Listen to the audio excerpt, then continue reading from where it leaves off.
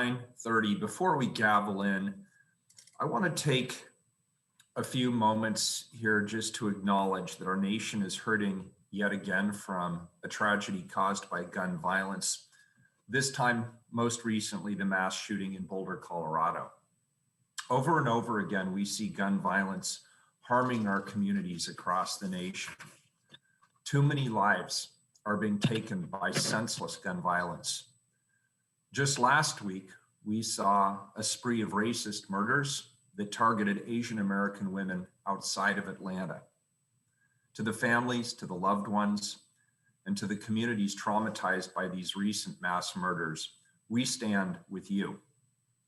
We also know all too well the consequences of gun violence here in Portland, Oregon. I remain firmly committed to working with my colleagues, the Office of Violence Prevention, and our many community partners to reduce gun violence here in our home. This is a national problem, of course, but we must find local solutions that work for the needs of our community. I'd like to ask for a moment of silence for those lost in recent mass shootings.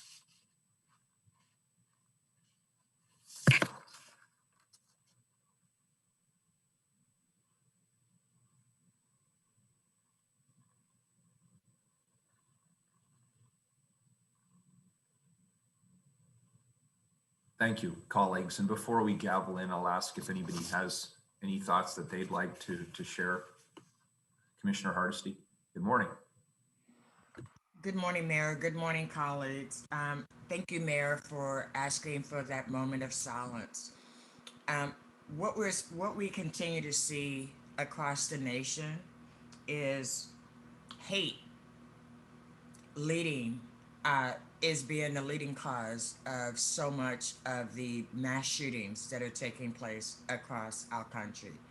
Um, People's lack of knowledge and awareness and empathy for people who are not like themselves. I don't want to inflate the rise in mass shootings with the rise in gun violence that's also happening all across the country. I see them as two separate issues. I see one issue is one that's led by hate, and we've seen that play out over and over and over again. We have too many young white men with too much access to firearms, and that's what we see play out in mass shootings all over the country, over and over and over again. And yet we continue to make excuses for them when that happens. The reality is that there are too many guns in our society, and we need to fix that. There is no reason that we continue to see so much mass collection of firearms and violence. We've seen it in our own community. We've seen it both by the police as well as by community members. So for me, the big issue is violence. And how do we reduce violence in our community? How do we reduce domestic violence, which also is up 150 to 300% over the last year? How do we make sure that children who are not being reported for child abuse get the help that they need? I hope that we as a council will take a holistic approach and not a one-size-fits-all approach to addressing gun violence in our community and addressing the rise in hate that's creating these opportunities for mass shootings. Again, thank you for the moment today. Thank you for the opportunity to speak up. Um, my empathy and sympathy goes out to the Asian Pacific Islander community, who since the beginning of this pandemic has been hit over and over and over again with racist, hateful rhetoric. And it is time for us as a community to stand up and not allow these incidents to go unchecked and unacknowledged by us. We have an obligation to make sure people feel safe in this community, And I can tell you, people of color haven't felt safe in this community for a long, long time. I hope we collectively will address the hate, will address the harm, and will address the need for healing. What we need as a city is to heal, and we cannot heal if we're not acknowledging the racism that impacts our day to day life in this community and the people who are being targeted by it. We can take a knee jerk reaction and say, yeah, we just need more guns on the street because that will fix it. But we know that won't, because we've lived through more guns on the street and we know that doesn't fix it. Let's figure out how to heal as a community, and let's figure out how to center the folks who've been most harmed over the last 4 years by hateful rhetoric that's created these opportunities for people to continue to act out in ways that does not reflect who we are, doesn't reflect our values, and it certainly doesn't reflect what we want to build coming out of this pandemic. Thank you. Thank you, Commissioner Hardesty. Commissioner Ryan. Yes. Good morning, everyone, and good morning, Mayor. And thank you for setting aside this time to be silent and now just share some comments. And thank you, Commissioner Hardesty, for those poignant words. My heart is filled right now with thinking about the loved ones who've lost their daughter, their auntie, their mother, their cousin, their son, their father, their uncle, their cousin, to hate and violence and untreated mental health in Atlanta and in Boulder. I think it was necessary that we weave in, of course, what happened in Atlanta last week. The hate we saw in Atlanta with the loss of the 8 lives, 6 of them Asian, shocked to the core, many of us, especially those in the Asian and Pacific Islander communities. And we've seen a rise in violent and racist attacks on our Asian neighbors that was perpetuated by a racist and ignorant former president. Our Asian Pacific Islander community members, you matter, and the hurt and the pain that you're feeling is something that we're all feeling here in the city of Portland as well. The violence that took 9 lives in Boulder is also felt deeply. These were individuals that were going about their day, went to a grocery store, completing a task that is necessary, somewhat mindless at times, and a lot of us just assume we're okay. But precious life instead was taken. For many, this tragedy is very triggering and adds to that constant threat we feel when we step just outside of our homes. These tragedies, while heavy and painful, they're not surprising. The systems that uphold and enable hate and violence in our community is deeply rooted and layered.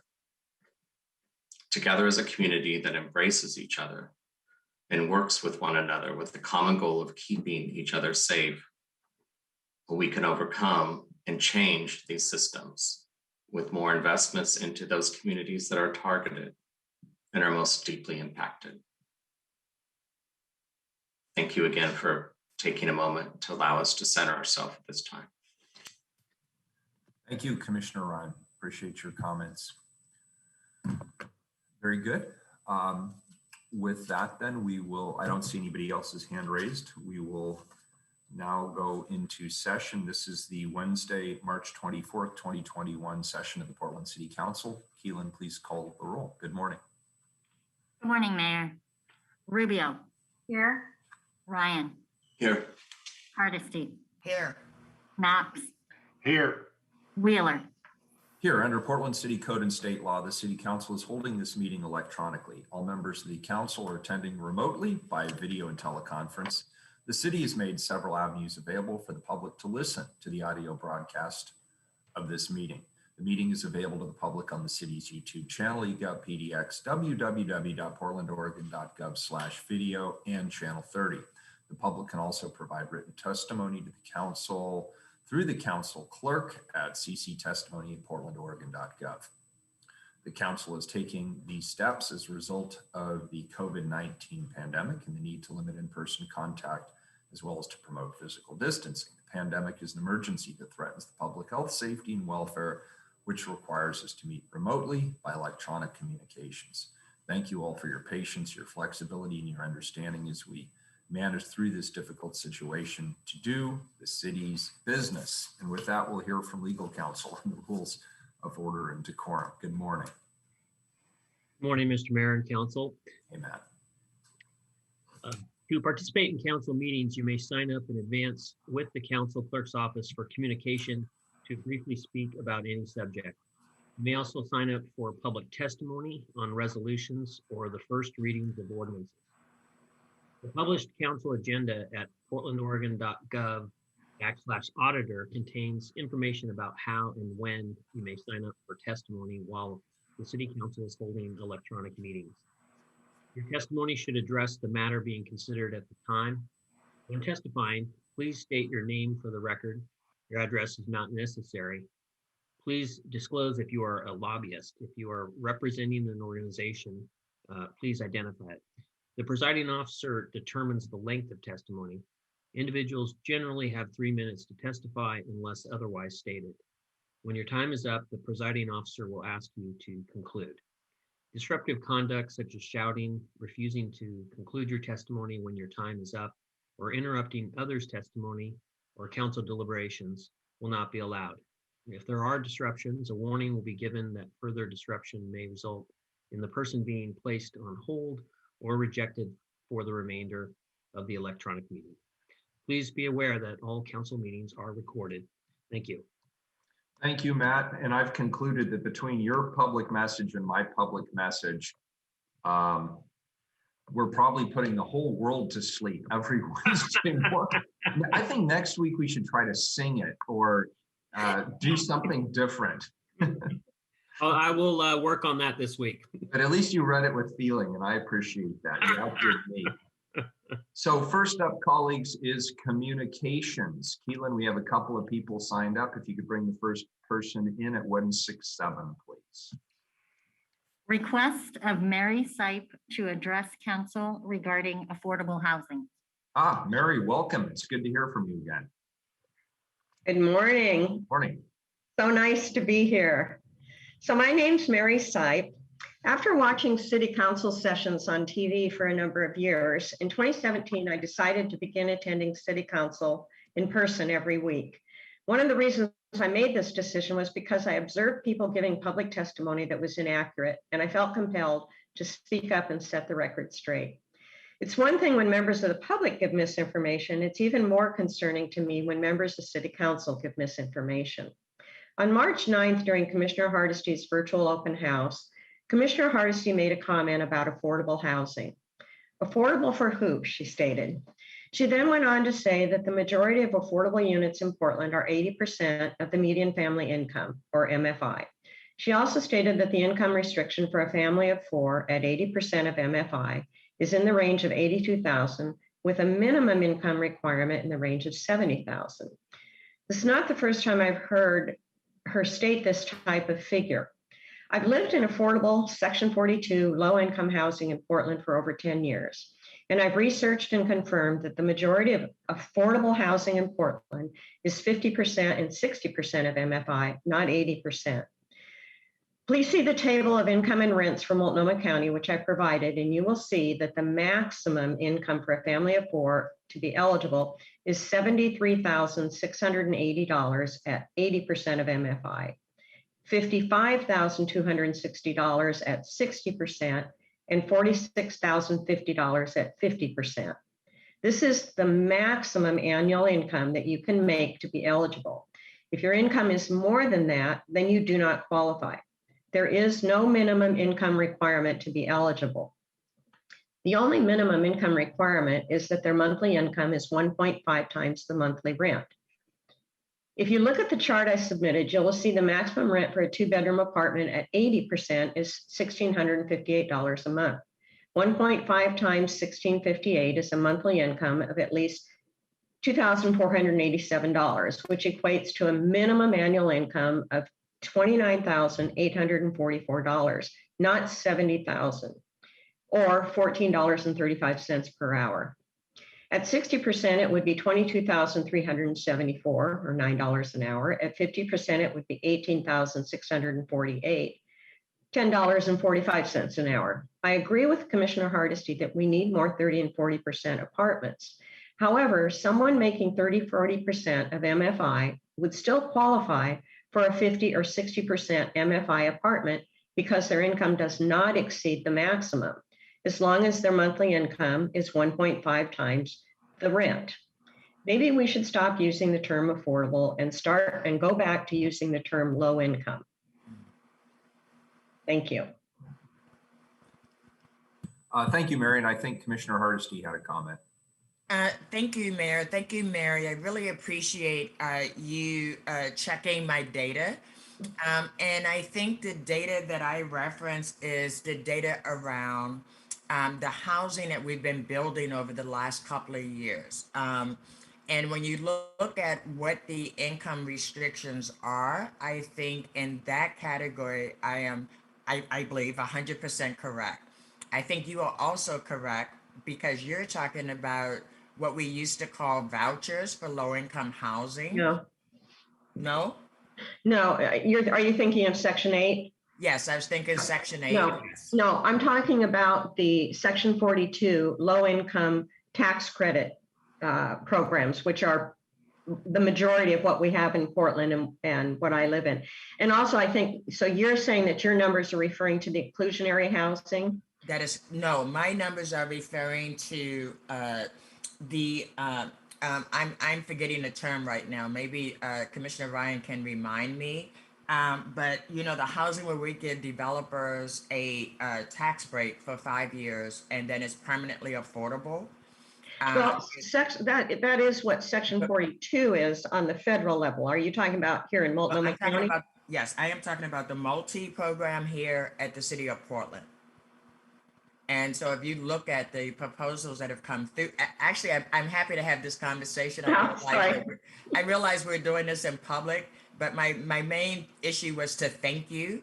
I really appreciate seeing you at City Hall in the good old days where we met there. And I'm happy to have this conversation with you. Because I would love that, because I think people don't really understand what we have available. And I really appreciate that. And I do look forward to seeing all of you in person again. I do too. And Mary, let me just say that I agree with you. Let's stop using the term affordable housing because it doesn't mean anything to anybody, right? Let's use the term housing. I started using the term housing people can afford to live in because that's a lot different. Thank you. I appreciate you being here today. Thanks, Commissioner. Good back and forth. Appreciate that. Mary, it's always great to hear your voice, and Commissioner Hardesty, thank you for that. Sorry, I muted myself. Next up, 168, next individual. Request of Scott Weber to address council regarding Hazelnut Grove Tiny Cabin Village as a benefit to the overlooked neighborhood. Welcome, Scott. Good morning. Good morning, Mr. Mayor, and good morning, city council members. Yes, the gun violence, we see it a lot here in Portland, and it's very troubling. I'm nearly 60 years old. I grew up here in Portland. I did a remodel once for the guy that set the center section on the Fremont Bridge. I've built a lot of homes in this city for people that made their money from Microsoft. In 2010, my wife got a brain lesion that took her out of a very good job and ended our 5-year ministry house where we had helped 51 people. I started to collapse to the ground with paralysis. And that's when we fell onto your streets, Mr. Mayor, not as drug addicts, not as criminals, basically 2 people that disabled out of the workforce. Through this, we lost our home. My college degree was really not going to be useful, especially now since I've undergone so many surgeries. What have I done to cope with that? I went to college. I got educated. I picked up the guitar 13 years ago. I play it every day. I study theory with a metronome adamantly. I know many musicians. We've been around the country 5 times. I put a red cross on the back of my van, and yes, I owe the city of Portland some parking tickets. My apologies. I do intend to pay those. I'll have you know that I made it into the New York Times for feeding people on the streets. And I made it into the New York Times for being a medic because I was a medic in the Army. With all that said, with all this gun violence and all this hatred going around, I never distinguished between who was black, white, or Asian. My heart breaks every day that we go downtown and we run trash crews and we do other things. And I support my wife in that. She carries the briefcase now. I make the bed and cook. And so it's fun to be on that side. And I don't know if I said I'm with Hazelnut Grove. Gosh, I know, Mr. Mayor, you've got to be just tired of hearing that. But I want you to understand something. I've done all the things I just told you, from sleeping in a doorway behind an umbrella. I've done it from sleeping under the trees in the mountains. I've done it from inside a van, living in a van. I've done it in the front seat of a Geo, where we lived in that for 6 months. And I never really did anything to other than fall to my disability to fall into this and to be looked at as a drug addict. And this is where I can key in with what Joanne is saying, that until we get over the indifferences and the judging by appearances and the labels that we put on one another, I have felonies from 30 years ago. Guess what? I turned myself in and I ended my life there. So I want to tell you that, yes, you have shelters for people all over town, and I think that's great. I would certainly say go first. I'll take the hit. I'm of the belief that my life has pretty much been lived, but that doesn't mean that it has to be corrupted. But you know what? Hazelnut Grove saved my life. Literally, I was coming out of my second surgery where I lost a significant portion of my stomach, and I fell into doorways and bushes after they cut me from stem to stern and took 8 feet of my small intestines and kicked me out of the hospital. I was in the bushes with my wife, who never left my side. You just got to know, I put that down there to know that here I am at Hazelnut. I love these people. From the moment I came here, I started pulling weeds and making this a better place. I take care of Greeley. I swept your Greeley for a half mile and cleaned your rain drains because I saw cars going down there and I know how fast they go down there. I don't want to see an accident. I go up to Interstate and I swept that, and I swept the sidewalks and made sure all that was clear up there. I make sure the bike path priority is clear. And we took out 3 trees that fell over the bike path and mended the fences. Pick up the trash. We have the best looking stretch. I have no place to go, Mr. Mayor. If Hazelnut Grove ends, that's almost like a death sentence to me because I just can't take doorways much more. My health at 60.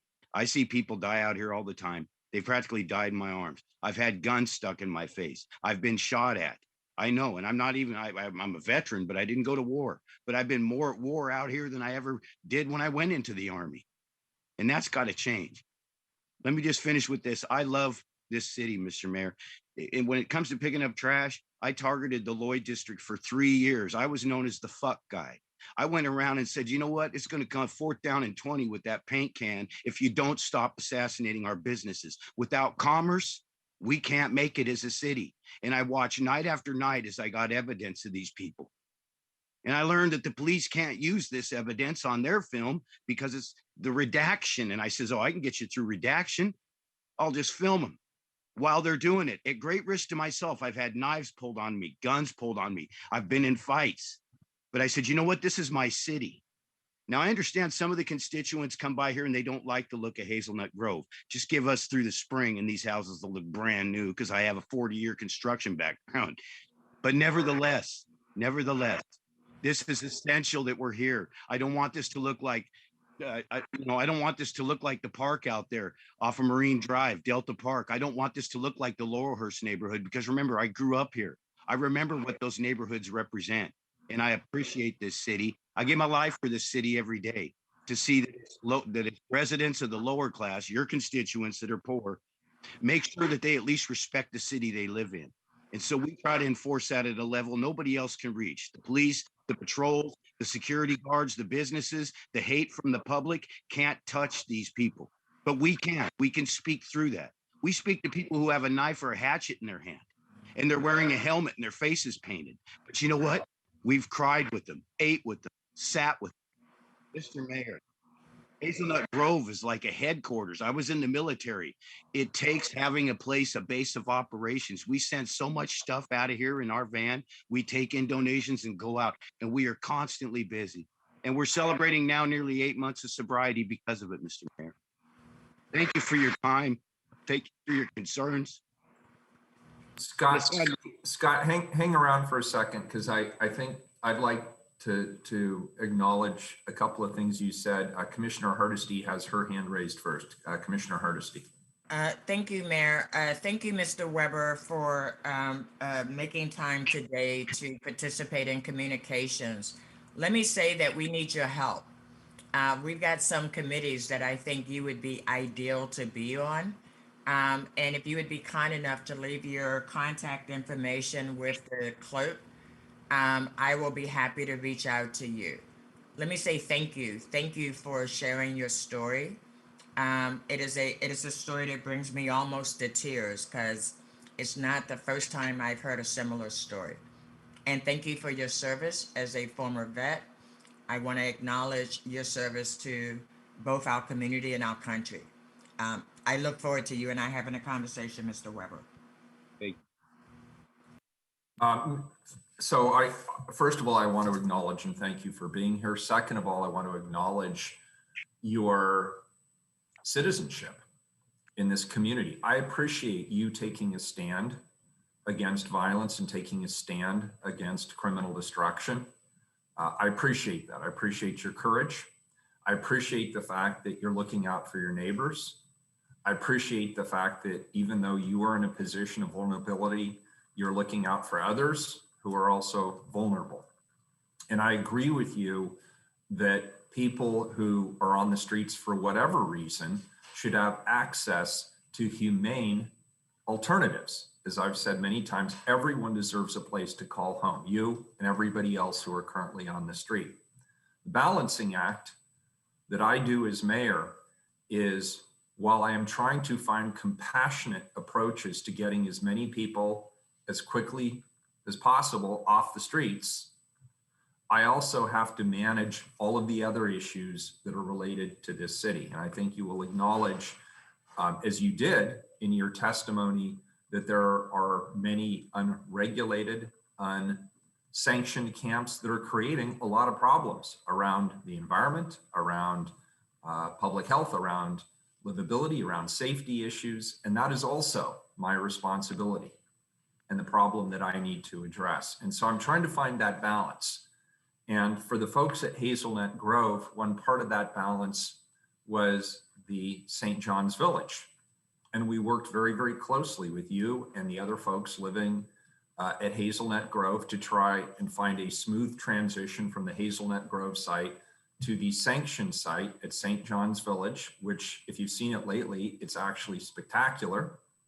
And it will be well managed, and it will have access to hygiene services. It will have access to water, to showers, to laundry, to case management, into housing and other services that so many of your friends, as you acknowledge, so desperately need. And I think that is a better solution. And I know it's unpopular for me to say that, but that's what I honestly believe, that it is not safe for people to just be out on the streets. And you've acknowledged that there are safety issues as well. But nobody has a monopoly on the truth here. And you sound like a great guy. You sound like somebody I like, somebody I respect. And I want to extend to you the same offer that Commissioner Hardesty extended, was work with us. Help us find those viable solutions. Help us reach out to those who are far more vulnerable than you are. And let's get them off the street. Let's get them connected, whether it's substance abuse treatment or mental health services, domestic violence survivorship services, youth services, into jobs, into educational opportunities, any alternative to what we know is a very dangerous and potentially hostile environment, which is living outside in the elements on our streets. So I really appreciate that you came forward today, and I respect you for it. Thank you, and thank you for, as Commissioner Hardesty said, your service to this nation. Frankly, you deserve better, and I hope this is the beginning of a dialogue, and hopefully a productive one as well. We need your insights as somebody with lived experience. I need your help, but I also need your acknowledgement that we're managing many facets of this homeless crisis. And while we all want to be humane, myself especially, I absolutely know that history will judge me. for my actions here as mayor. I want to be humane, but I also want to get people off the streets. That's my goal. Thank you for being here today. Keelan, I think we have, does that actually complete communications? Do we just have the two today? And yes, that completes communications. All right, to the consent agenda, have any items been pulled? Yes, item 174 has been pulled. 174 has been pulled with the exception of item 174, which we will move to the end of the regular agenda. Please call the roll. Rubio. Aye. Ryan. Aye. Hardesty. Aye. Maps. Aye. Wheeler. Aye, the consent agenda is adopted to the regular agenda. Item 177, please. Appoint Kimberly Moreland to the Portland Historic Landmarks Commission for term to expire March 24th, 2025. Commissioner Ryan. Yes, thank you. Thank you, Mayor. And good morning. Good morning, Kimberly Moreland. Nice to see you on the screen. I have the pleasure of saying a few things about you before you'll be able to address us. First of all, it's a pleasure to appoint Kimberly Moreland to the Portland Historic Landmarks Commission to fill the role of Heritage Planning Consultant. Kimberly is a qualified candidate for this Historic Landmarks Commission by virtue of her extensive, and it is quite extensive, experience in the field of preservation, urban planning, advocacy, and heritage consultation locally and across the state of Oregon. Kimberly is a tireless advocate for advancing equitable outcomes for people of color and has spent the last 30 years educating the public about African-American history in Oregon with an emphasis on historic places. Kimberly also serves on the board of Oregon Black Pioneers, the board of Boscow Milligan Foundation, Architectural Heritage Center, and is a member of the Oregon Heritage Commission.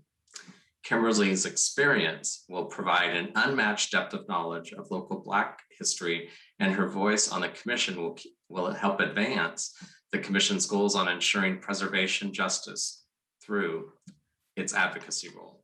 For these reasons, Kimberly is an exceptional candidate and will be particularly a good fit for the Heritage Planning Consultant position on the Historic Landmarks Commission. And we are humbly grateful that she is willing to lend her time and her energy to this role. With that, I do turn this over to Hillary Adam at the Bureau of Development Services, and we will present Kimberly Moreland to all of you. Thanks again, Kimberly, for stepping up and providing us your service. Take it away, Hillary. Thank you, Commissioner Ryan, Mayor, council members. We have been, I'd say, pursuing Kim's talents for a number of years, and some of you may remember that she provided testimony at last year's State of the City Preservation Report. I am very excited to have the opportunity to have Kim serve as one of the professional, fill one of the professional seats on the Historic Landmarks Commission. It's a very interesting time for the commission. Advocacy is a huge part of what they do besides just doing simple land use reviews. And we are looking at broadening the scope of our, I guess you could say, our inventory of historic resources, hopefully someday with an actual survey. But I think some of Kim's work with the African American resources, the Cornerstones Project from several years ago, and then some current projects that she's working on with the Bureau of Planning and Sustainability to designate a few more resources, which she could tell you about. We're super excited about that and just super grateful that she is willing to spend her time with us. So thank you. Thank you. If I have just a moment to just say thank you. Good morning, Mayor Wheeler and commissioners, and thank you so much, Commissioner Ryan, for approving the Historic Landmark recommendation to appoint me as one of the commissioners. And I am so excited. And, you know, I looked over my career and I couldn't believe that it has been 30 years since I've been involved in documenting the history of African Americans in Portland, which led me into some wonderful opportunities to look at historic places, and it's going to be such a joy to help the city move forward and telling the full story about the city of Portland, and just honored to be part of the MPD that was recently approved to kind of recognize African American historic resources. And I just have a love for historic preservation in general, so, and a love of Portland, the city of Portland. So I look forward to learning more about all of our historic resources and ways that we can protect our city as we continue to grow, and oftentimes our resources are threatened by growth, and so it'd be great to help the city maintain that balance. So thank you again for your appointment, and I'm looking forward to helping the Historic Landmark Commission fulfill their mission. Thank you. We're thrilled that you're willing to serve. First, Commissioner Hardesty, then Commissioner Rubio. Thank you, Mayor. And Hillary, you did a good job. I am shocked that you were able to convince Kimberly Moreland to volunteer her time with us, but I am extremely grateful that she said yes. She certainly has been a trailblazer around preserving Black history in Oregon. And I just have to say, she's just remarkable. And having the kind of talent that Kimberly Moreland will bring to our Historic Preservation Commission, I think will be a culture shock for us all, but in a very good way. I think we are at a point where we must center the real story of our history and not the whitewashed version that so many of us are taught in our education system. And I am just thrilled, Kimberly, that you are taking on this role. And I believe that you will provide such a wealth of information and knowledge to people who are really struggling with where the balance is. You are strong, your voice is necessary, and I just want you to know, if you need my help, I got your back. So I look forward to your service and the fabulous work that you will do to help us preserve all of our history as we move forward after this pandemic and start rebuilding. So thank you for your willingness to serve. Thank you, Hillary, for your insight into finding an incredible candidate. And thank you, Commissioner Ryan, for making it happen. I am grateful, and I am very excited. I don't normally get excited about appointments. I just have to say, because they happen, regularly. I am absolutely excited about this one. This one is going to show results immediately. So thank you. Thank you, Commissioner Hardesty. Commissioner Rubio. That means a lot. Thank you so much. I also want to echo Commissioner Hardesty's words. I'm super excited about this appointment. Ms. Moreland, you're an exceptional addition to our Landmarks Commission. And I was reading your bio, and you're just such an accomplished author and historian for all of Oregonians. And we're incredibly fortunate to have your leadership in the city in multiple ways. And you're really joining at a time when we're all very much challenging and holding ourselves accountable to thinking about whose stories and experiences we're lifting up and whose have been silenced, and then correcting that narrative right now. So I also want to appreciate the tremendous work that you've done to document this important history, for it's literally shaped future generations of young Portlanders here, and it will continue to do so in an even more a more visible way in our institutions. We appreciate your deep commitment also to community service. I know you're very involved in multiple other things in the community that are actively, improving the lives of a lot of Portlanders here. So I just want to say thank you. I'm very excited about what this means for all of us, and for agreeing to serve. Thank you so much. That means so much. Thank you. I move the report. Second. We have a motion. We have a second from Commissioner Hardesty. Keelan, please call the roll. I think Commissioner, no, never mind. Commissioner Rubio's hand is just still up. It's okay. It's all good. Rubio, Aye. Ryan, Thank you again, Commissioner Moreland. We're delighted that you're going to be a part of improving the culture at the city. We stand on shoulders. Yours are pretty awesome. Aye. Hardesty, Definitely aye. Maps, I just, like my colleagues, I just want to express my appreciation for Ms. Moreland's willingness to serve our city. I look forward to working with you, and it is a delight for me to vote aye. Wheeler, Amidst all the self-loathing that Portlanders are well known for when it comes to their local government, there is a provision both in our charter as well as in the culture of this city of community engagement and community service. And so where in other cities, it's just a self-loathing piece. In Portland, it's a self-loathing combined with direct community engagement of some of the truly most knowledgeable and experienced people in our city.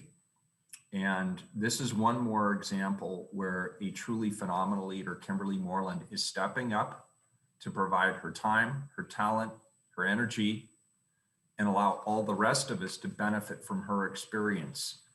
And to me, this is really one of the coolest things about Portland government, is this direct opportunity for people to engage and bring their experience and expertise to the table. You are a perfect candidate for this. I know you're a hard worker. You come highly recommended. We're all supportive of you. I'm very happy to vote aye. The report is approved. The appointment is approved. Thank you. And we look forward to hearing a lot more from you in the future. Appreciate it. So much. Thank you. Next item, 178, please. amend Portland Utility Board Code with housekeeping changes for clarity and to increase equity and inclusion. Colleagues, the Portland Utility Board, also known as the PUB, provides oversight to the Bureau of Environmental Services and the Portland Water Bureau. The City Budget Office was tasked with staffing the PUB as a more neutral third party outside of the utility bureaus. This ordinance seeks to provide some housekeeping changes to modernize the code language, brings it in line with current board practices, and allows for the PUB to provide stipends to their members in accordance with city policy and/or guidance from the commissioner in charge.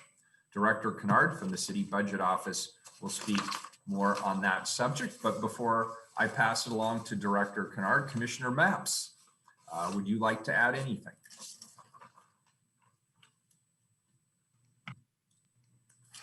Thank you, Mr. Mayor. I just would like to thank the PUB for their service to our city. I appreciate their hard work in helping BES and the Water Bureau spend the public's dollars effectively. I largely support the code language changes that the PUB membership has requested. However, I am concerned about endorsing one of the advisory committee's recommendations, and that's the suggestion that we provide stipends to members of the PUB. In general, I am very much open to stipends for volunteers who serve on our city committees. At the same time, I know the Office of Civic Life is developing a formal policy on this.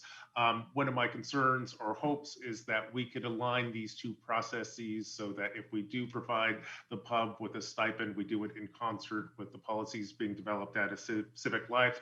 I'd also like to ask the city attorney to identify other ways to provide incentives for volunteers to serve on committees. These might be anything from bus passes to internet access and other potential non-monetary forms of compensation. But with that caveat, I am delighted to endorse the PUB's recommendations. Thank you, Commissioner Mapps. And with that, we'll turn it over to, oh, I'm sorry, Commissioner Hardesty. Thank you, Mayor. I guess I could wait till after Director Kennard spoke, but I wanted to support Commissioner Matz. I think we have a very disjointed system of providing stipends. Some people get them, some don't. And you may remember we did bring a policy to City Council last year that was really cost prohibitive if we were going to provide stipends for all the community oversight boards that we were going to that we have at the city of Portland. And so I am not sure that any additional work has been done to move that proposal forward or to develop some criteria.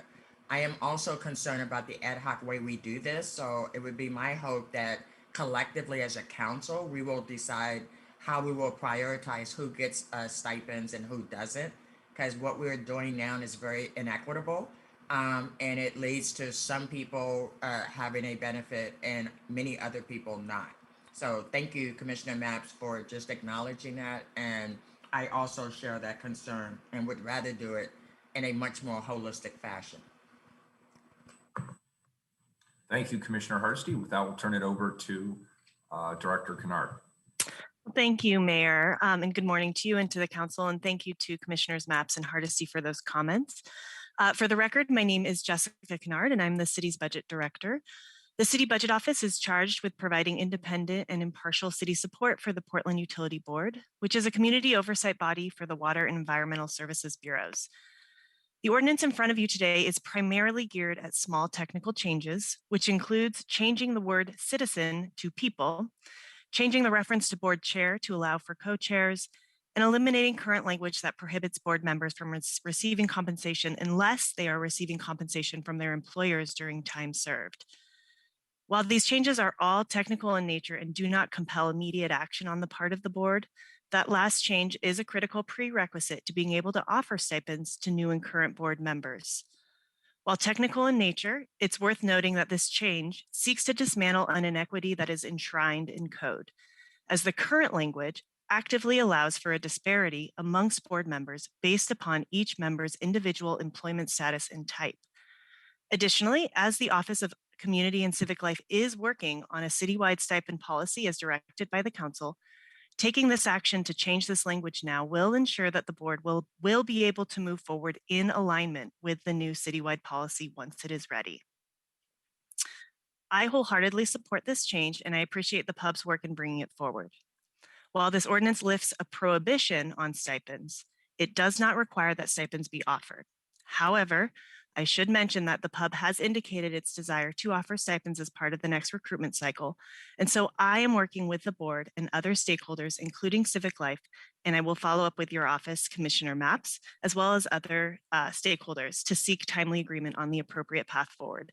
I absolutely acknowledge the challenges and the issues that you all raised. And of course, as the budget director, I am also concerned about citywide financial implications and equity implications citywide. So I intend to follow up with all the stakeholders and see if we can find a forward that works for everyone.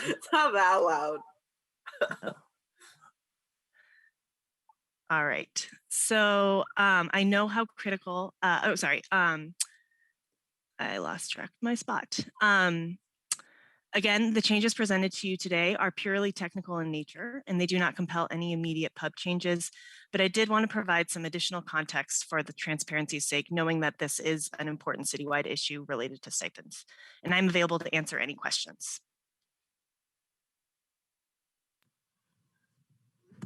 Very good, colleagues. Any questions? Let me just say I agree with my colleagues that, Director Kennard, you're right. This lifts a prohibition, but I also agree with my colleagues. We really need a system-wide approach to this. And so, I believe this is coming back to CAB, to leadership, council office leadership. And I know we've been discussing this for the longest time. I think we've been discussing this since I joined the council over 4 years ago. And really, we need to make a decision. And so that's not your job, and it's not the pub's job. That's really the city council's job and our leadership team's job to figure this out once and for all. But I just want to mirror what my two colleagues said on the subject. Commissioner Hardesty. Thank you, Mayor, and thank you, Director Kennard. It is kind of funny to have a budget director actually presenting something that actually has a budgetary impact. So I'm kind of chuckling about that. Um, I will commit today to follow up with the Office of Civic Life and just kind of refamiliarize myself with where we left that process.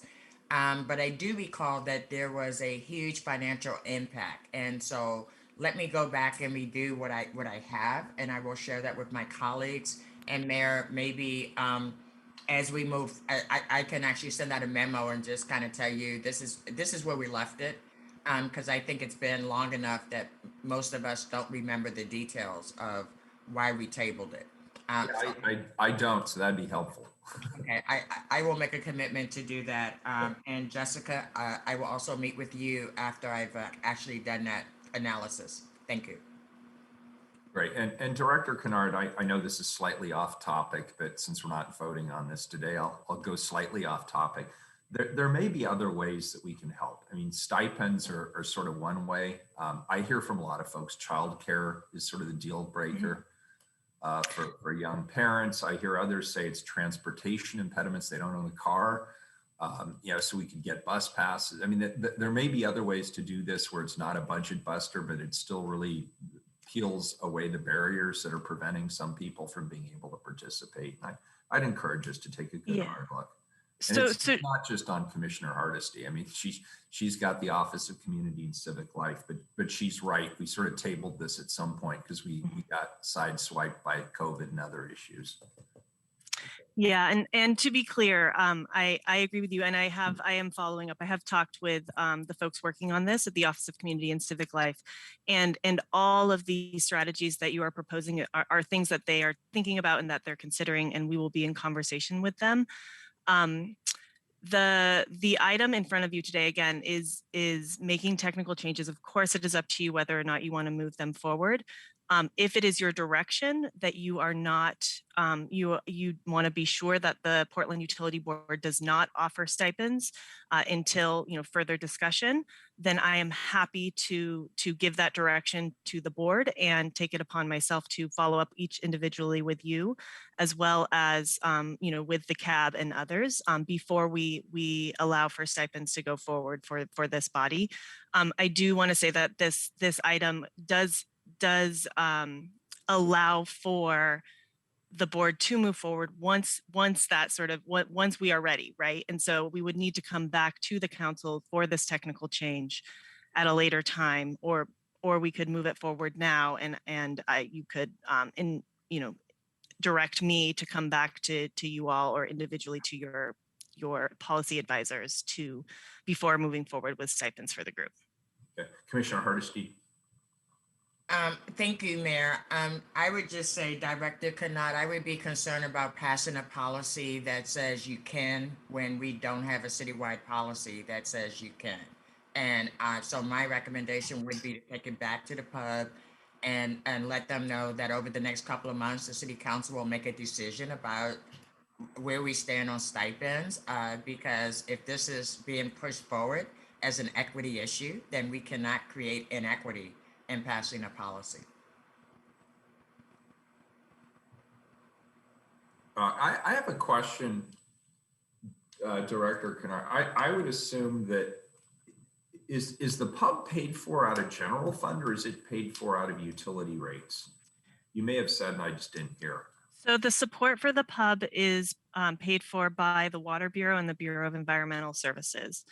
The estimated financial impact of this, were the board to move forward with stipends, it would be in alignment with task force recommendations from Civic Life from last year, which would have a cap of $500. So am I getting stupid, or I think I'm just getting stupid with age. A year. The estimated impact would be about split between those two bureaus. Say again? The financial impact would be $5,500 split between those two bureaus. So is that general fund or is that utility rate payer funds? It is utility. Okay. Did you say that? I just didn't understand that. No, I think I've turned my camera off. I'm sorry. Okay. Good. All right, good. I'm glad we got that. So that is utility, and I would assume that you have already that this has been thoroughly vetted with legal counsel, that is an allowable expenditure of utility ratepayer funds. I believe so. I know we have been working with our attorney, Robert Taylor, on this item. I'm going to confirm with Amy Archer Masters, who is one of our support staff working on this, that she has confirmed with the attorney's office that this is allowable. Well, if Robert's working on it, I have great confidence that he's already dotted those I's and crossed those T's, but couldn't hurt just for your own edification to check on that. Yeah. Yeah. I don't want Tom DiLorenzo calling me. Yeah. So I'm happy to come back to you all. It sounds like we need to do a little more work on this end, and I'm happy to do that and come back to you at a later time. Awesome. Thank you. I appreciate it. And I take that back about John. He's a nice guy. I don't care if he calls me. I just don't want him to sue me. Don't want him to serve me papers. Good. Anything else on this item? Is there public testimony, Keelan? Yes, we have one person signed up. All right. Bring him or her on. Caitlin Nissen. Welcome, Caitlin. Hello, can you guys all hear me today? Yep, loud and clear. You sound great. Perfect. Okay, so I do apologize, but this does not have anything to do with the current agenda item. I am speaking on behalf of item 165, just because you guys did close down communications for that. And I apologize. I'm sorry, that's not appropriate, Caitlin. Well, I am a constituent of yours. Are you not going to hear me? You know what? Just because I'm in a good mood and I'm a nice guy, I will violate the clearly stated rules of the city council. You have 2 minutes. Perfect. Thank you so much. So I just want to start with the 180 days with the outdoor camps. I completely support everything else. I love Hazelnut Grove. I like the tiny house ideas. I'm in full support of that, but I do just want to point out that as the Portland City Council so eloquently puts it, renaming homeless camps as outdoor shelters. I am just kind of trying to advise against that. I think we really should focus more on the tiny home situation. When I listened to all of the hours from the previous day, I did testify when there was 108 people. A lot of people were concerned about the 180 days. And I just think it's important to affiliate that with the crisis at the border, because the House of Representatives passed an immigration bill creating a pathway to citizenship for dreamers. The legislation would create a process to earn temporary status as a certified agricultural worker for people who have worked at least 180 days in agriculture over the past 2 years. Spouses and children could also apply for temporary status under the act. Now, I understand, now, Caitlin, it says people who've worked in agriculture for the last 2 years, but there is a catch. The legislation would create a pathway for workers to get a green card by paying a $1,000 fine and engaging in additional agricultural work depending on how long they have worked in agriculture in the US. So basically, pay $1,000, you can be an indentured servant, work in agriculture, you can become a US citizen. I just worry that the crisis at the border will find its way through the one state between us and the crisis at the border into Oregon.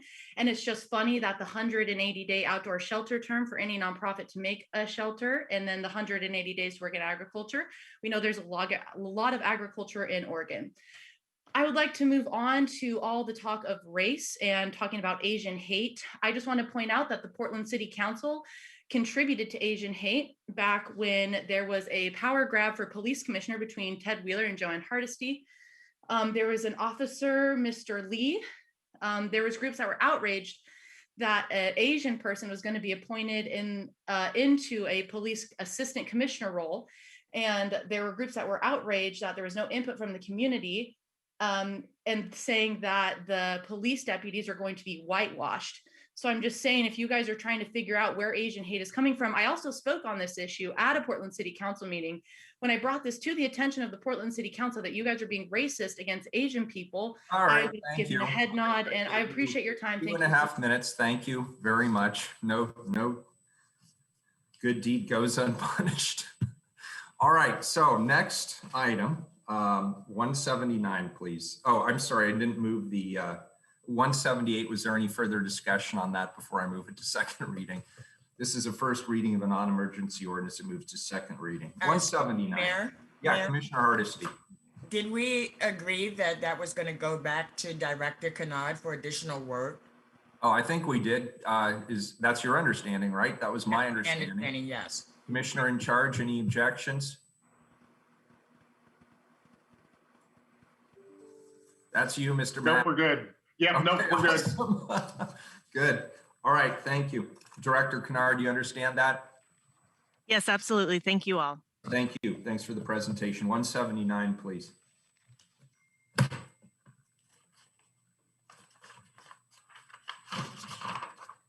I don't hear anything. 179, Keelan, are you there? Oh, sorry, I'm here. All right. Authorize contract with Dell Marketing LP to purchase Microsoft Office 365 licenses and Microsoft software as a service for amount not to exceed $6,500,000 for a 3-year period. Colleagues, this ordinance would extend to the city's current contract with Dell Corporation for Microsoft products to continue the City of Portland's subscription to the Office 365 suite of products, which have been critical during the past year of substantial remote working. We're going to hear a brief presentation from the Bureau of Technology Services discussing the value of this contract from their perspective, which provides essential collaboration tools for the City of Portland employees. There you have it. Welcome. Great. Well, good morning, Mayor Wheeler Morning. and commissioners. My name is Brian Perello. I am the Support Center Division Manager in the Bureau of Technology Services. I do have responsibility for the city's contract for purchasing products from the Microsoft Corporation. Sherry Graber is also here. She is the supervisor of the technology procurement team in BTS. So today we're here seeking authorization to implement a new enterprise agreement with the Microsoft Corporation as our current 3-year contract ends on May 1st, 2021. We have been using Office 365 at the City of Portland since 2012. Through this new 3-year contract, Microsoft will continue to provide the Office 365 solution to most City of Portland employees, excluding the Police Bureau. We are requesting $6.5 million for licenses over the next 3 years. While Microsoft is the original provider of the solution, they don't allow for direct purchase, and they require a value-added reseller or VAR to be used to make these purchases. The City of Portland uses Dell as our VAR. Software and services under this agreement are used to support the city's collaboration and productivity with tools like Outlook, Word, PowerPoint, Teams, and a few others.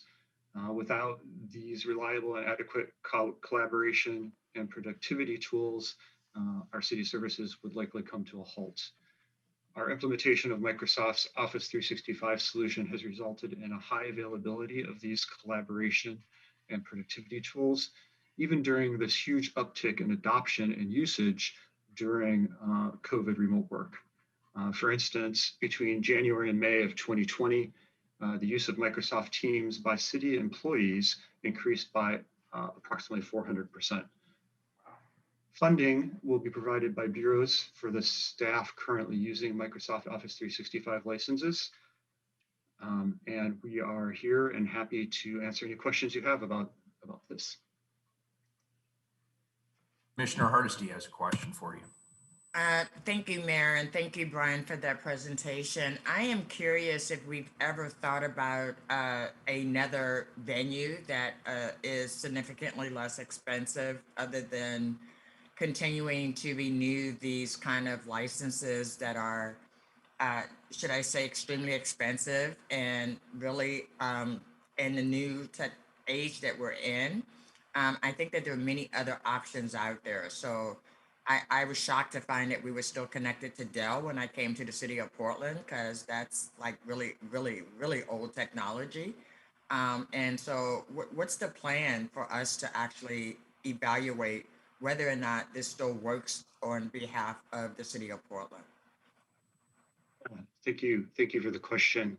I would like to propose that there aren't a lot of other good options for enterprise collaboration solutions for the City of Portland. This is due to the broad adoption of Microsoft products worldwide, really.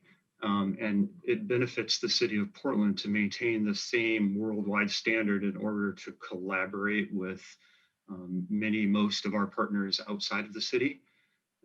Also, a move off of the Office 365 solution after the last 9 years of use would be a multi-year, very expensive effort for BTS and its stakeholders. Um, the county seems to be able to run their system very effectively utilizing Google. And so I'm just curious as to why we are still just, because we've done it for 9 years, we're still doing it the same way. Yeah, thank you. We do work closely with the county and are familiar with some of their Google implementation. And our information says that really they're paying very similar prices to us, that there's not a reduction in cost because they're using Google.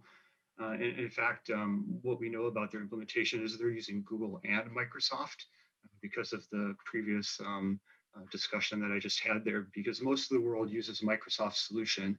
They still have to use, for instance, Word to create a document to collaborate with their peers.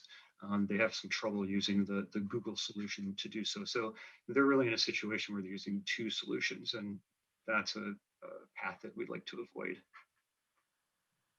Thank you. Appreciate that. Commissioner Mapps. Thanks for the presentation. Two quick questions, and I'll share both of them, and you can figure out how you want to take them. Why does this contract explicitly exclude the police department? What software do they use for this problem? And my second question is, in my time on council, I've heard Commissioner Hardesty raise concerns about the lack of email addresses for members of the fire department. I'm wondering if this contract creates a lane for addressing that issue. Yeah, thank you for both questions. I'll start with the question regarding the police bureau. So historically, there have been these federal criminal justice information rules, we call them CJIS rules, that have prohibited the police bureau from using Office 365 because of where the data lives. It's not on the site. Microsoft owns the data. That's actually changed lately. Those rules and the state of Oregon have made some shifts in the way they're handling that situation, and BTS is actively working right now with the police bureau to determine if they would like to join the Office 365 subscription model in the future. If they choose to do so, it would be as an amendment to this agreement. Regarding your second question about why some folks in PBOT and fire specifically haven't had these licenses in the past, we've actually got some really good news that even in the last 2 weeks, BTS and PBOT have worked together to license more than 200 of their field staff that hadn't been licensed in the past, and that's just happened in the last couple of weeks. When other bureaus are ready to do the same as PBOT, this contract has room to allow onboarding of any of those staff members in the Fire Bureau or otherwise. Will that cost extra? It wouldn't require another trip to City Council to extend the agreement. There's room in the contract, but yes, those bureaus would have to pay for the monthly subscriptions. All right, great. Thank you very much. Very good. Colleagues, any further questions on this item? Does that complete your presentation, Brian? Yeah, sure does. Thank you for your time. Keelan, is there public testimony? No one signed up, Mayor. Call the roll. Rubio.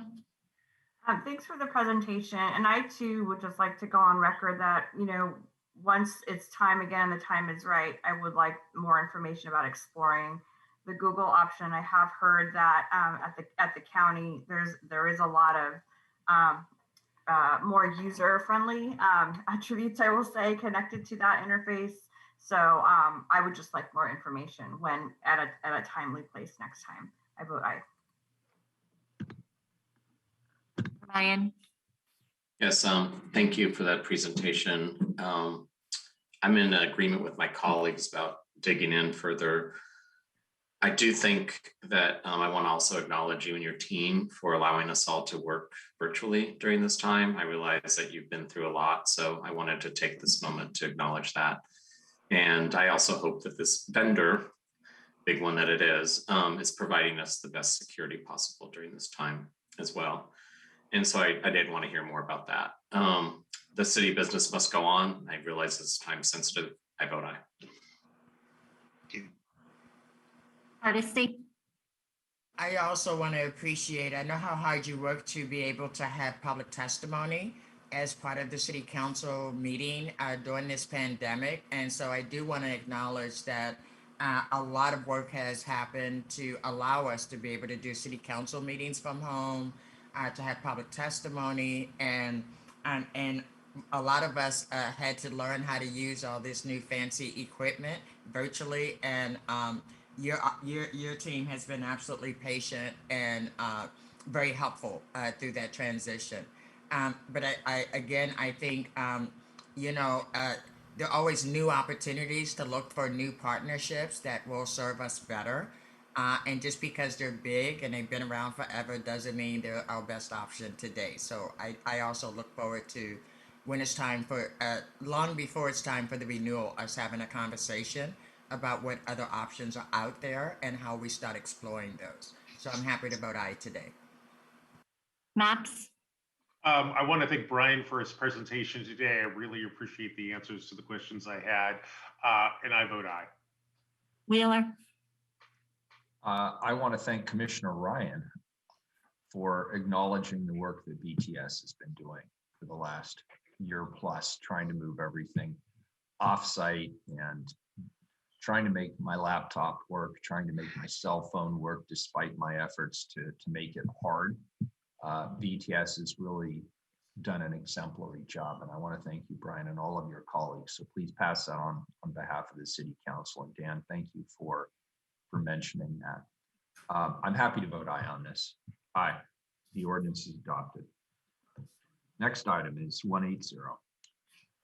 authorize price agreements for wastewater treatment and structural engineering services in support of the Bureau of Environmental Services Columbia Boulevard wastewater treatment plant in amount not to exceed $17,125,000. Colleagues, this ordinance would authorize price agreements to support ongoing needs for wastewater treatment engineering services at the Columbia Boulevard wastewater treatment plant, as well as the Tryon Creek wastewater treatment plant, and structural engineering services for the city's 98 pump stations. Scott Schneider from Procurement Services and Mike Pomomo from the Bureau of Environmental Services are here to present the ordinance and answer any questions anybody may have about this project. Welcome. Good morning, Mayor. Good morning, Commissioners. I'm Scott Schneider from Procurement Services. Also with me this morning is Mike Pomomo from the Bureau of Environmental Services.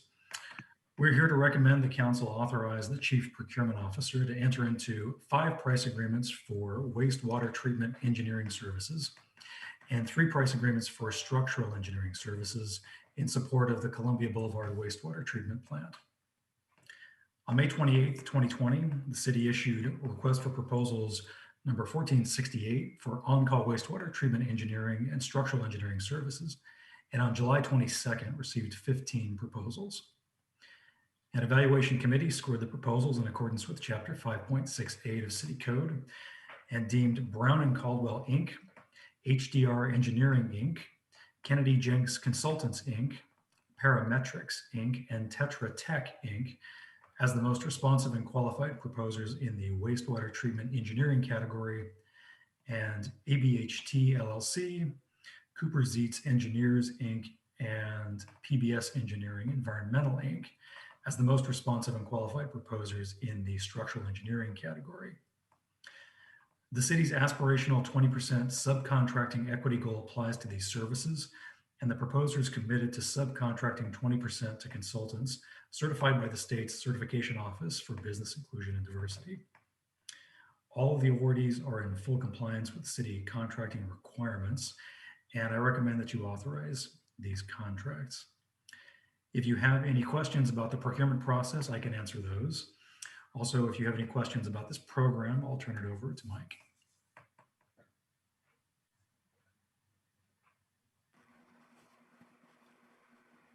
Where's my mute? Commissioner Hardesty. Thank you, Mayor.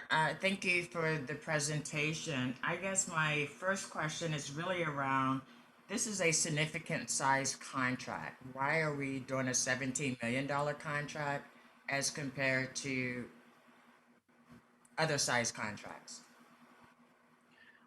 Thank you, Commissioner. So I'll let Mike talk about the program and the size of their demand. But one thing I'll note is that these are on-call contracts for as-needed services. And so the value of the contracts would be based upon the historic demand for these periodic needs.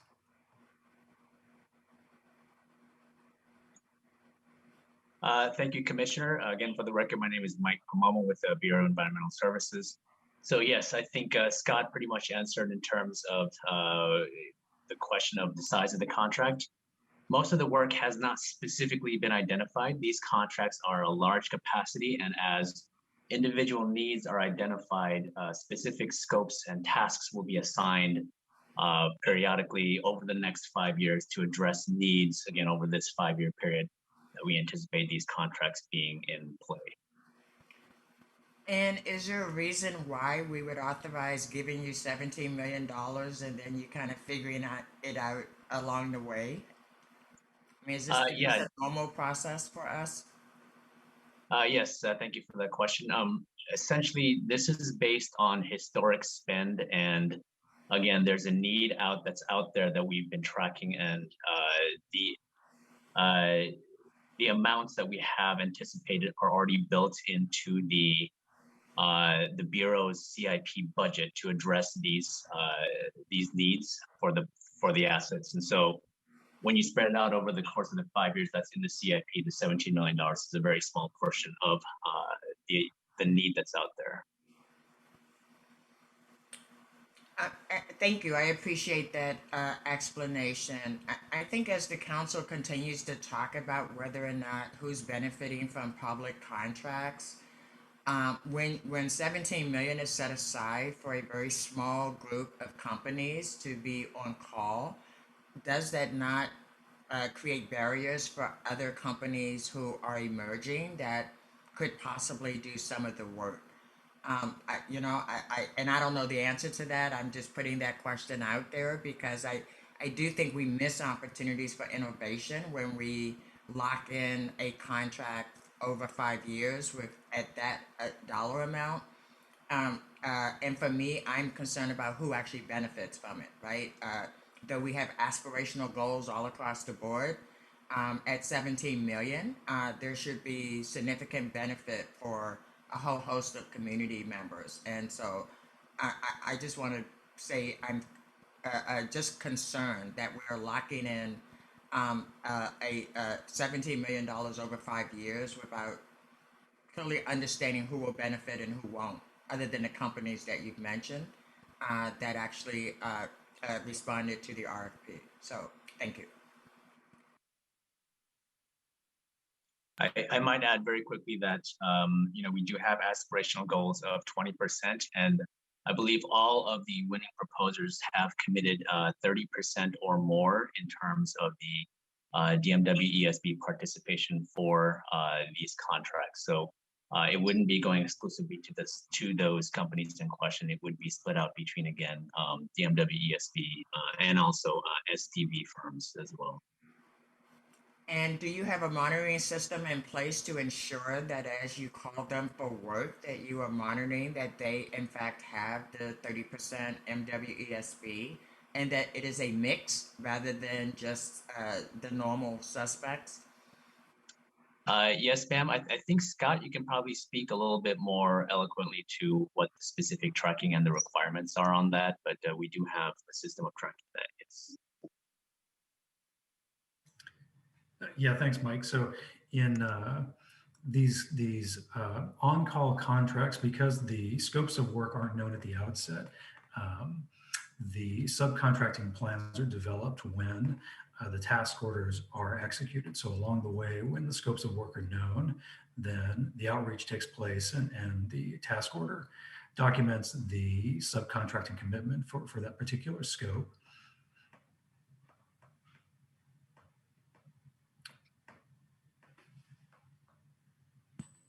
All right, great. Colleagues, any further questions on this item?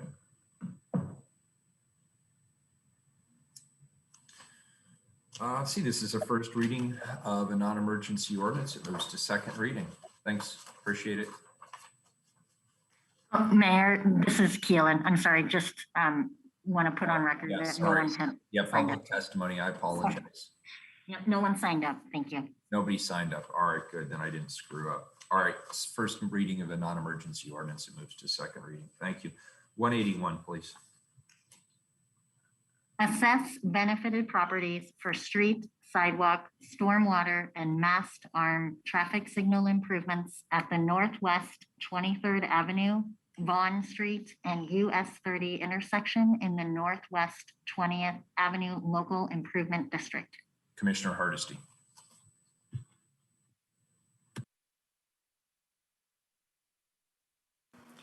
Thank you, Mayor. My apologies for not being ready for you at the moment.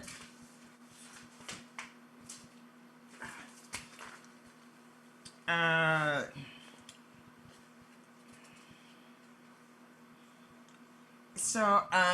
will be turning this over to PBOT, but let me just say that this item is a key success of the project was providing rare new street connections in Northwest Portland, the most densely populated neighborhood between San Francisco and Seattle. The value of properties in the original LID was $98 million at the LID formation and has increased to $263 million and is already at the halfway point of achieving $0.5 billion in development that was predicted at the LID formation, with more development to follow.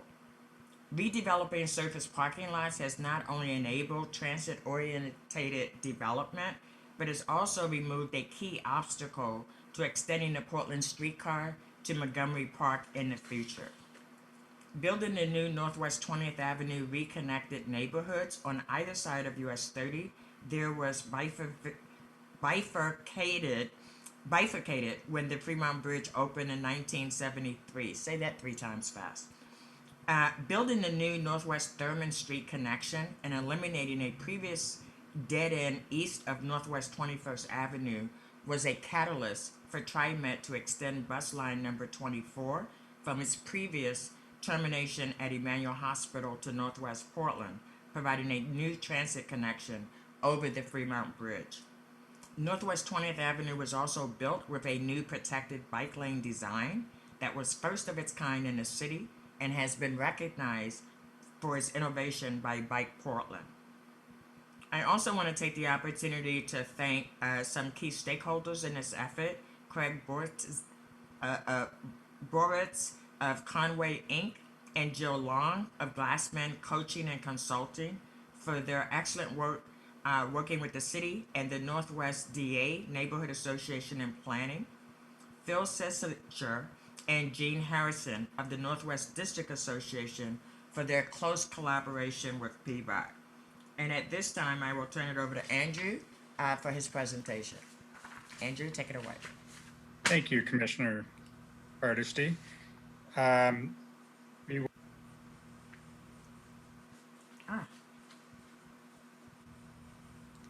Andrew, you're muted.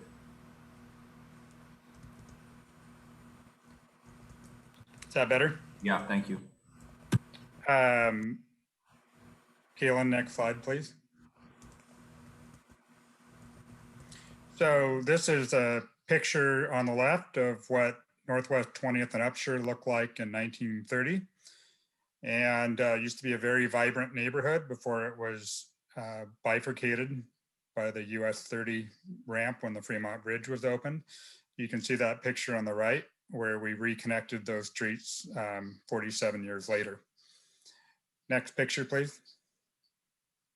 So this is one of my favorite slides on the left. This diagram on the left really shows how pedestrians were an afterthought when the Fremont Bridge was designed. You can see those little purple arrows on the left. That is how a pedestrian used to have to cross the intersection if they wanted to get from the southeast corner to the northeast corner. And we reopened that closed crosswalk after 47 years to make it easier for pedestrians to cross there, in addition to the new pedestrian connection we built 3 blocks east at Northwest 20th Avenue. You can see that picture in the top right. We sped things up for transit, and while this isn't the Rose Lane project, a key objective was speeding up running times on all the bus lines traveling through the intersection. And one of the things that we did to reduce delays at this intersection is it used to be going northbound on Northwest 23rd Avenue, there was a no right turn on red. We put in a dedicated traffic signal to flush out the northbound traffic to let it get onto US 30 eastbound. Next slide, please. So this is the recap that TriMet sent us about 6 years ago. And this intersection was the 19th worst intersection in the city of Portland for transit delays. So that's why we spent the extra money to do this intersection right, to significantly reduce those delays. Next slide, please. So you can see that picture on the left from 10 years ago. You can see all that traffic backing up on northbound Northwest 23rd Avenue approaching the freeway. You can see that picture I took on the right last weekend. You can see that traffic has been fleshed out with the new traffic signal. So I really want to emphasize this isn't an exercise in necessarily building wider streets. It's about building streets that operate more efficiently with smarter traffic signals. Next slide, please. And then, as Commissioner Hardesty noted, the new Thurman Street connection that we built allowed TriMet for the very first time in its history to operate a bus line over the Fremont Bridge. Next slide, please. And then this is just a picture of the new separated bike facilities on Northwest 20th Avenue. Next slide, please. This is the final slide, and I just wanted to tie this into the recent improvements that we did on Northwest Nadeau Parkway and Northwest Front Avenue. Sorry that I froze up on my Zoom session 3 weeks ago, but what I just wanted to share with council is that as of 16 years ago, we didn't have a single bike lane or a single bike facility on Southwest or Northwest Nadeau Parkway. And the pavement there was in really bad shape as well. So we have really come a long way in the last 16 years, project by project. We have introduced not only bike lanes on Northwest and Southwest Nadeau Parkway, but we've just now started construction on the Better Nadeau project. We have rehabilitated the pavement on a key connection to Northwest Portland. And you can see from the circle there in the lower left corner, that's where the 23rd and Vaughan intersection is that we improved. You can also see just slightly to the northeast of that is the new connection underneath US 30 that we built as well. So if you just simply look at the geography of this area, Front Avenue is the most direct route to many portions of Northwest Portland. So the combination of improving that connection and building this LID, we hope, will significantly improve the bike modal split in Northwest Portland, which at the time that we formed the LID was only 4.9% versus the citywide average of 6.2%. So that concludes my presentation today. We have invited testimony from Warren Rosenfeld, and I'm happy to answer any questions that council might have. Thank you, Andrew. Before we get to Warren, does anybody have any questions? Welcome, Mr. Rosenfeld. Good to see you. Mayor, council members, good morning. I'm Warren Rosenfeld, 2495 Northwest Nikolai, which is the headquarters of my family's non-ferrous recycling business, CalBag Metals. We've been in business over 100 years. My tenure has been for the last 43 years. And I would say that I've traveled through the intersection of Vaughan and 23rd no less than 10,000 times during that period, and have actually run that intersection no less than 1,000 times. More recently, we became part of the ownership group that bought the ESCO properties. One of the purchase conditions was the assumption of ESCO's contribution to the Vaughan Street LID. That took us all of about 30 seconds to agree to. The new signal control and lane improvements have made traffic move. Many thanks to Andrew and to the city. The LID has reminded us the path to success is understanding the challenge, getting everyone together to develop the solution, gather up the broadest range of resources, and get it done. It's amazing. And I can only say thanks from one of the old guys in the neighborhood. Warren, thanks for being here today. And thanks for sharing your experiences. And you've put us all to shame with the 10,000 crossings and the 1,000 run across. That's impressive, very impressive work. Andrew, does that complete? Age. Thank you, Mr. Mayor. No, you're doing great. Keep at it. Andrew, does that complete your presentation and invited testimony? It does, Mayor. Thank you very much. I really appreciate the public-private partnership with Warren and others in the LID. Thank you. Warren is a good man, and he's a exemplary citizen of this city. And I mean that personally. I really appreciate everything he does. Is there any question at this point before I call for public testimony? And Commissioner Hardesty is on, by the way. She got disconnected, but she's here on the phone. So she is still with us. Is there any public testimony, Keelan, on this item? No one signed up. All right, very good. This is a first reading of a non-emergency ordinance. It moves to second reading. The next item is item number 182, which is a second reading. Amend contract. Oh, sorry. What happened? Mr. Mayor, Yeah. do we have, is there a 4/5 item, 181.2? Yeah, we'll do that at the end. Okay. Yeah, I'm gonna get through 182, then we're gonna go back to 174 that got pulled off the consent agenda, then we'll do the 4/5 item. Great. Thank you. Okay, thanks. Okay, 182, amend contract with HDR Engineering, Inc. for additional support services for the Columbia Boulevard wastewater treatment plant renewable natural gas facility, project number E10033 for $283,039. Very good. This is a second reading. We have already heard testimony from staff as well as the opportunity for public testimony from the public. Is there any further business on this item before I call the roll? Seeing none, please call the roll. Rubio. Aye. Ryan. Aye. Hardesty. Aye. Maps. Aye. Wheeler. Aye, the ordinance is adopted. We'll go back to item 174 that was pulled off of the consent agenda.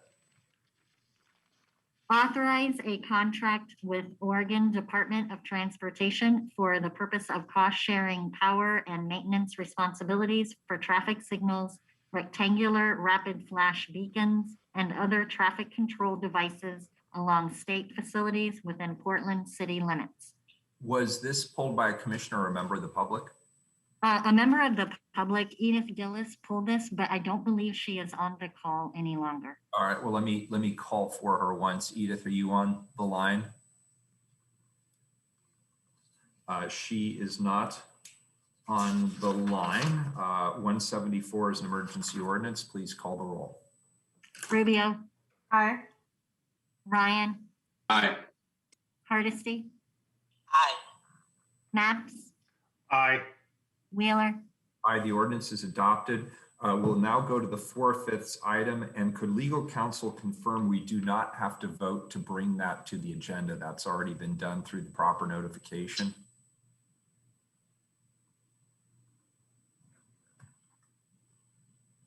Mark, you there? Yeah, sorry about that. I was just unmuting. Yes, Thank you. that is appropriate. So we do not have to vote to put it on the agenda. It's already formally on the agenda. Is that correct?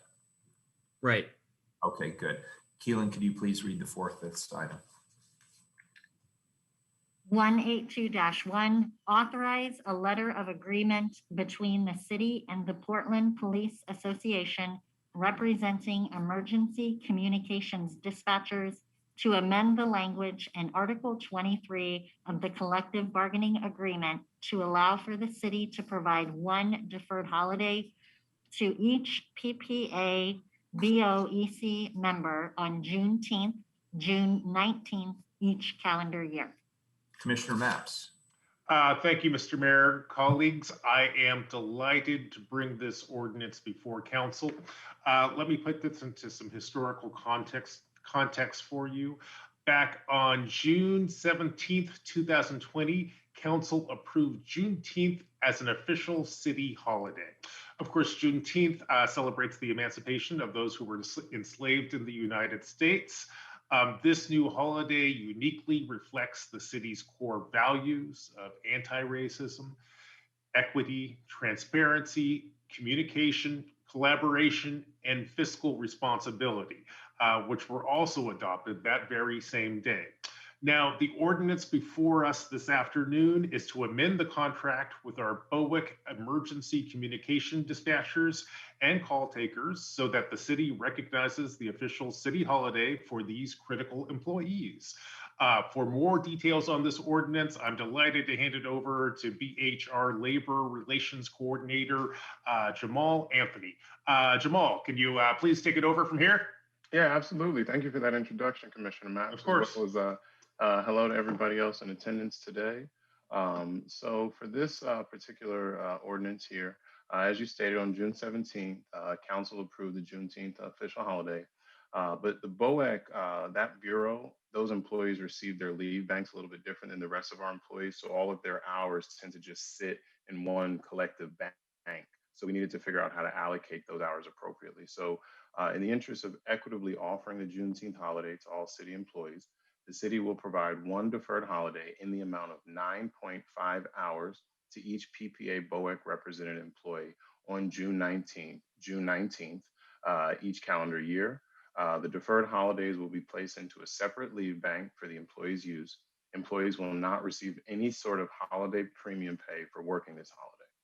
The deferred holiday will be provided whether the employee is on their regular day off or a scheduled work day. And these deferred holidays will be prorated for all part-time employees based on their number of hours that they are regularly scheduled to work in a pay period. As far as for the budgetary impact, we view this as a limited to no budgetary impact for the Bureau, adding this holiday to dispatchers and call takers because callers and dispatchers and call takers have to take their time off by requesting it in advance. And overtime to cover planned staffing absences is present in the Bureau's budget and does not need to be adjusted. This agreement, if passed, will be retroactive to June 19, 2020, and will remain in effect through the duration of the current CBA, which expires June 30th, 2023, at which point we will look to integrate this into the successor negotiations as we move forward.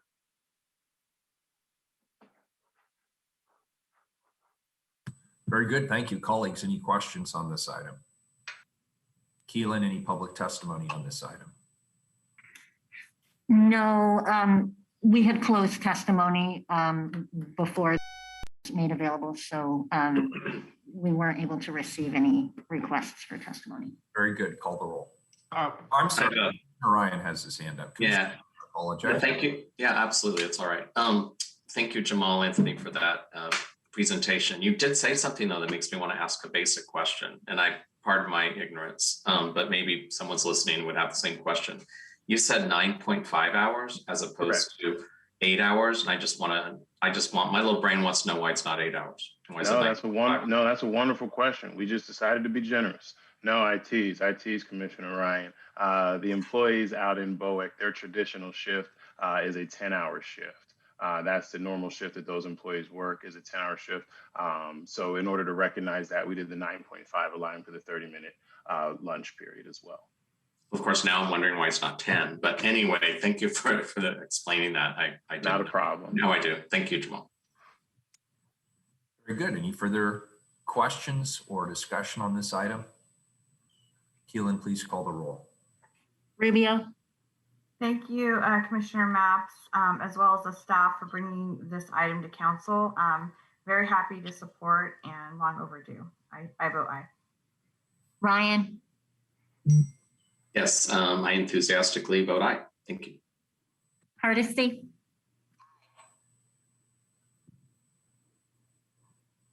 She voted aye. No, you heard that, right, Keelan? I didn't. Did she vote aye? She's voting aye, correct. Okay. She's on with me. Okay, thank you. I'm sorry about that. Maps, I want to thank all the staff who worked real hard to get this issue before council today. I want to thank Jamal for his presentation. And I want to thank our staff over at BOIC for the life-saving work that they do every minute of every day. I'm delighted to vote aye. Wheeler, Aye, the ordinance is adopted. And Keelan, that completes our business for this morning, correct? it does, Mayor. Very good. Colleagues, we're adjourned till 2 p.m. Thanks, Mayor. Bye-bye. Thank you, Commissioner. See you soon.